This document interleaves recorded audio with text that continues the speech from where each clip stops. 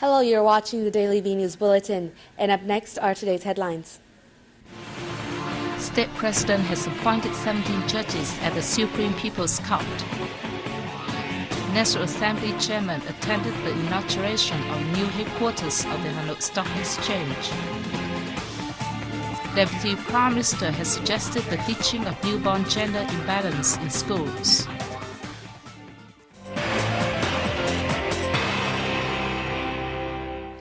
With the Lunar New Year nearing on January 14, both the Party General Secretary Nguyễn Phú Trọng and the State President Trương Tấn Sang went on a number of trips to visit the localities and the people as a traditional activity prior to the Tết holidays in Vietnam.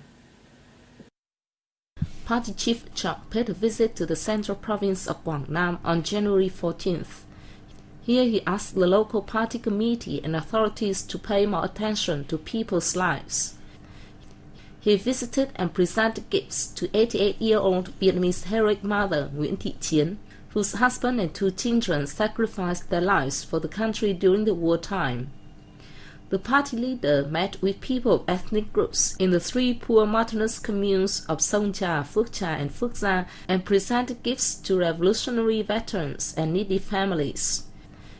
Meanwhile, in Hanoi the same day, President Trương Tấn Sang met with writers and artists, wishing them a Happy New Year.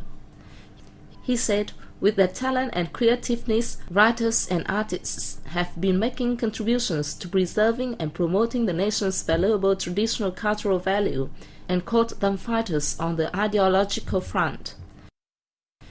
Also the same day, President Sang made a New Year visit to Professor Vũ Khiêu, who at the age of 97 is working on a 3-volume book on 1,000 years of Thăng Long, Hanoi. It has so far taken the author 10 years to compile the book. State President Trương Tấn Sang has appointed 17 new judges at the Supreme People's Court. He handed his decisions to the new judges on the 14th of this month at the Presidential Palace, and this protocol was conducted for the first time at the Presidential Palace. President Sang underscored the important role the People's Courts in the state apparatus. He congratulated the new judges of the Supreme People's Court and said they are self-determining and obey law early. He said, any mistake made by judges can either harm legitimate rights and benefits of organizations and citizens or the prestige of the courts and the state, and it can also lessen people's confidence in the party, state, and regime. Mr. Sang asked the newly appointed judges to be fully aware of their duties and responsibilities to the fight for justice. The judges vow to be loyal to the fatherland and the Constitution, to firmly safeguard the socialist regime and law, defend citizens' rights and benefits, and build a transparent and democratic judicial sector. National Assembly Chairman Nguyễn Sinh Hùng attended the inauguration ceremony of the new headquarters of the Hanoi Stock Exchange in Hanoi on January 15. Deputy Prime Minister Vũ Văn Ninh and Minister of Finance Vương Đình Huệ were also present at the ceremony. Addressing the event, Chairman Hùng said, with new headquarters, the Hanoi Stock Exchange will better serve investors and listed companies. He said, as a party and state are making efforts to restructure the national economy, the securities market will have more opportunities to grow. The legislative chief said he hoped the financial sector and the state securities commissions will facilitate the development of the securities market to turn it into a strong, important financial channel serving the national socio-economic development cause.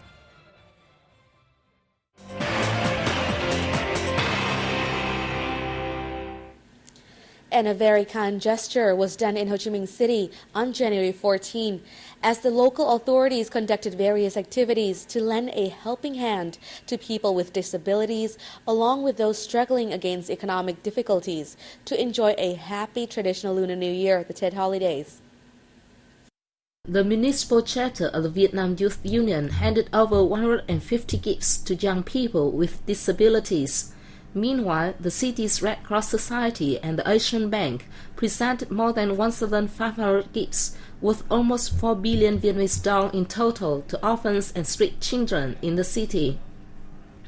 The Municipal Fatherland Front ran 38 cars to transport 2,700 students to their homes and gave 1,200,000 gifts worth 400 million Vietnamese dong to poor students. The newborn gender imbalance has become more and more serious. To cope with this, Deputy Prime Minister Nguyễn Thiện Nhân has instructed the Ministry of Education and Training to implement teaching materials into the curriculum in schools with the hope to not only address this issue, but also develop a clear comprehension of the gender equality amongst the younger generation.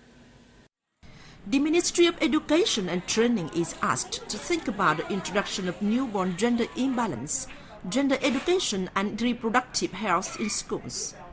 This aims to equip school children with correct understanding of gender equality, reproductive health and family responsibilities. Deputy Prime Minister Nhân also requested the Ministry of Health and localities to take drastic measures to maintain the sex ratio among newborns at 105 boys for every 100 girls. According to the General Department for Population and Family Planning, there are 10 localities having the highest sex imbalance ratio among newborns, with 115 boys for every 100 girls. They are the northern provinces of Hưng Yên, Hải Dương, Bắc Ninh, Bắc Giang, Nam Định, Hòa Bình, Vĩnh Phúc and Quảng Ninh, the northern cities of Hải Phòng and the central province of Quảng Ngãi.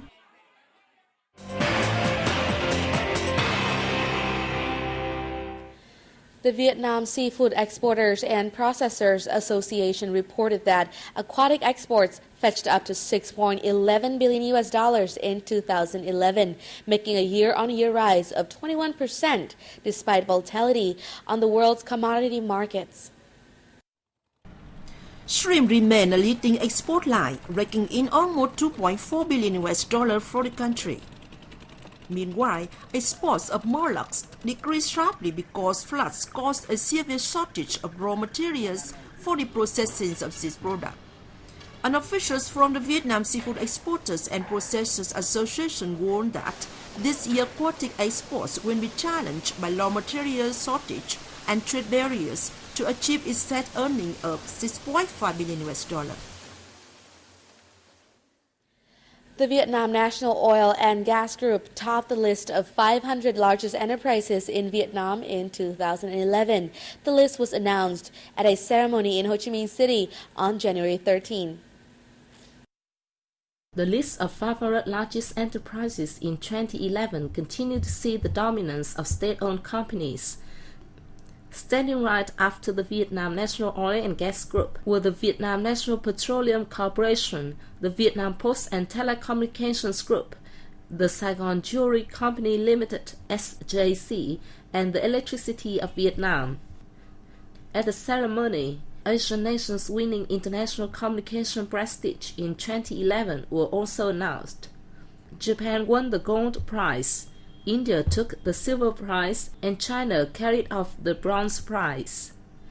Vietnam was praised for the best communication prestige in diplomatic activities and received the most positive assessment from the media in the year.